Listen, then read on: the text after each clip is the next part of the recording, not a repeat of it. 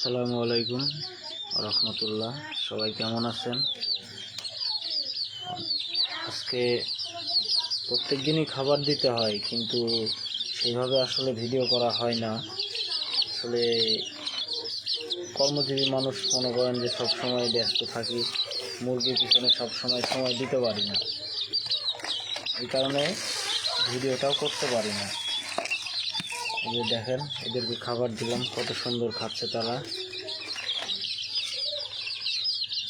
আসলে আমার অল্প কয়েকটা মুরগি, 20-22টা মতো, এই কারণেই আমি এদের পট মট কিছুই আনি না, এরকম একটা ছোট ঘরে রাখছি।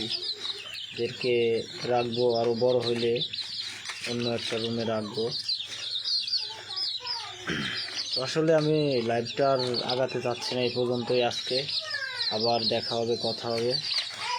আল্লাহ হাফেজ।